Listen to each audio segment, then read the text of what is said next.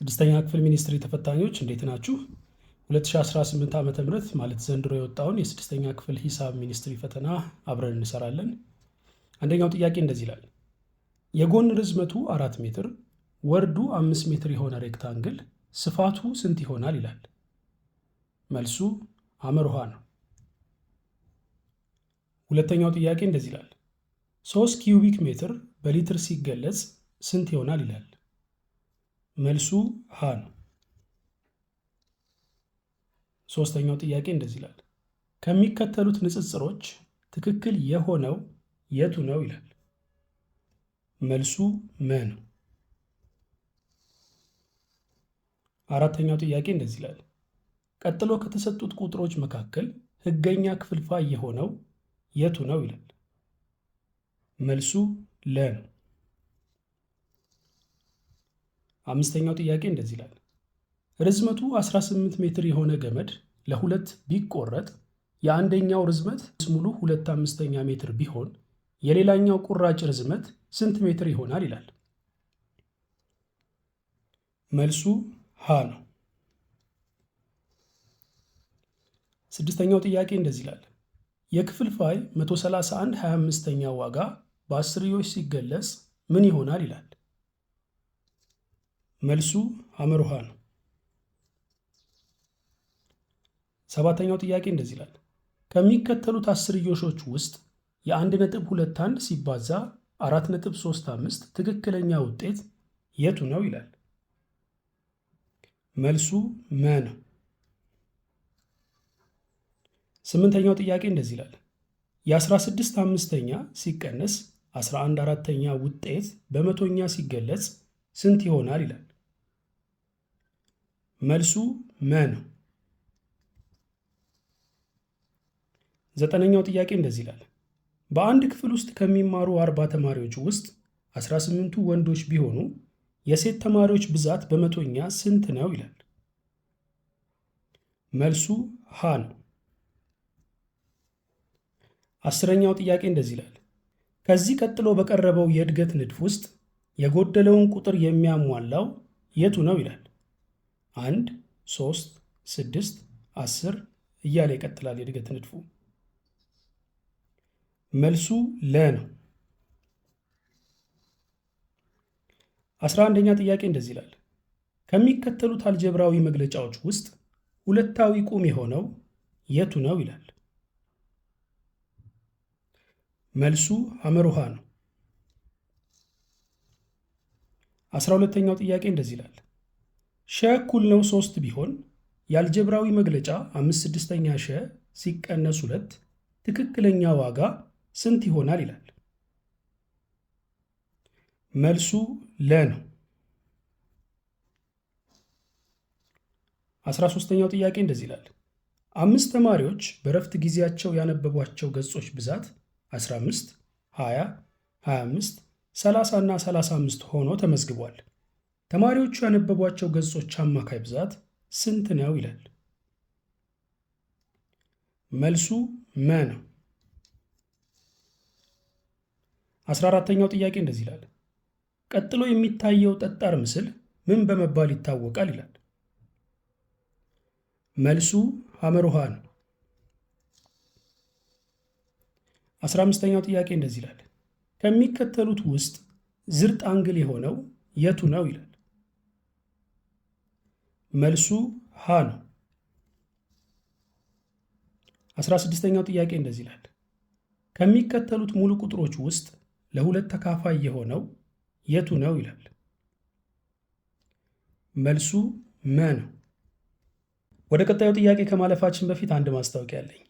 በጣም በርካታ የስድስተኛ ክፍል ተማሪዎች ያዘጋጀንላቸውን የሂሳብ ትምህርት ተጠቅመው በሚኒስትሪ ፈተና ላይ ውጤታማ ሆነዋል። ከ5ኛ ወደ 6ኛ ክፍል ያለፉ ልጆች ያላችሁ ወላጆች ከክረምት ጀምሮ ሙሉ ዓመቱን ከእኛ ጋር እየተማሩ ስኬታማ የሚሆኑበትን ይህን የሂሳብ ትምህርት እንድታስመዘግቧቸው አበረታታችኋለሁ። ልጆቻችሁን ለማስመዝገብ የምትፈልጉ ወላጆች በ0901 11 81 88 ላይ ያገኙናል። ደውሉልን። 17ኛው ጥያቄ እንደዚህ ይላል። ከሚከተሉት ውስጥ ስለ ብቸኛ ሙሉ ቁጥሮች ትክክል የሆነው የቱ ነው ይላል። መልሱ መ ነው። 18ኛው ጥያቄ እንደዚህ ይላል። ሁለት ቡድኖች በተመሳሳይ ሜዳ ልምምዳቸውን ያደርጋሉ። ቡድን ኤ በየ4 ቀኑና ቡድን ቢ በየ3 ቀኑ ይለማመዳሉ። ዛሬ ሁለቱም ቢለማመዱ ከስንት ቀናት በኋላ በድጋሚ አብረው ይለማመዳሉ ይላል። መልሱ ለ ነው። 19ኛው ጥያቄ እንደዚህ ይላል። የ59354ኛ ዝቅተኛ ሂሳባዊ ቃል የትኛው ነው ይላል። መልሱ ሀ ነው። 20ኛው ጥያቄ እንደዚህ ይላል። አንድ ተማሪ በሂሳብ ፈተና ከ90 ጥያቄዎች 72ቱን በትክክል ቢመልስ የተማሪው ውጤት በአስርዮሽ ስንት ይሆናል ይላል። መልሱ መ ነው። 21ኛው ጥያቄ እንደዚህ ይላል። ከሚከተሉት ክፍልፋዮች መካከል ከ0.64 ጋር እኩል የሆነው የቱ ነው ይላል። መልሱ ለ ነው። 22ኛው ጥያቄ እንደዚህ ይላል። አቤል እርሳስ በ13.50 ብር እና ማስታወሻ ደብተር በ20.25 ብር ቢገዛ በአጠቃላይ ያወጣው ገንዘብ ምን ያህል ነው ይላል። መልሱ ሐመር ውሃ ነው። 23ኛው ጥያቄ እንደዚህ ይላል። ከሚከተሉት አማራጮች ውስጥ የ21/16ኛ ሲካፈል 35/24ኛ ውጤት የቱ ነው ይላል። መልሱ ሀ ነው። 24ኛው ጥያቄ እንደዚህ ይላል። ያለ እኩልነት አረፍተ ነገር 2/3 ቀ ሲደመር 11 ያንሳል 25 እውነት የሚያደርገው የቀ ዋጋ የቱ ነው ይላል። መልሱ ለ ነው። 25ኛው ጥያቄ እንደዚህ ይላል። አንድ መኪና በሰዓት 60 ኪሎ ሜትር ቢጓዝ 2 ሰዓት የሚወስድበትን መንገድ ፍጥነቱን 80 ኪሎ ሜትር በሰዓት ቢያደርገው ምን ያህል ጊዜ ይወስድበታል ይላል። መልሱ ሐመር ውሃ ነው። 26ኛው ጥያቄ እንደዚህ ይላል። ከዚህ በታች ከተዘረዘሩት አማራጮች መካከል ቀጥያማ የሆኑ ጥንድ አንግሎችን የያዘው የቱ ነው ይላል። መልሱ ለ ነው።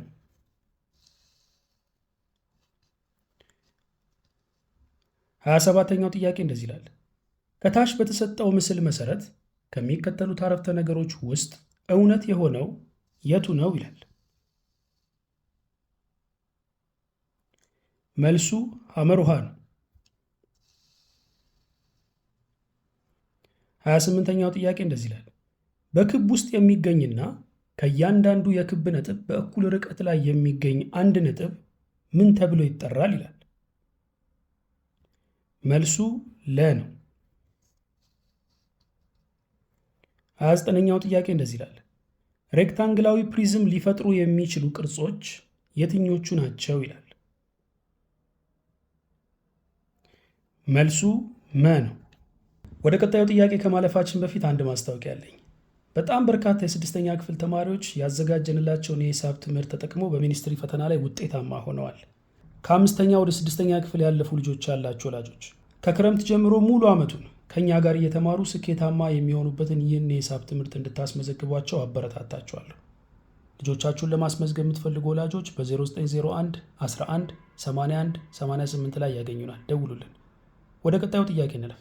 30ኛው ጥያቄ እንደዚህ ይላል። ከዚህ በታች ለቀረበው የ10 ተማሪዎች ዕድሜ በዓመት መረጃ የሞድ ዋጋ ስንት ነው ይላል።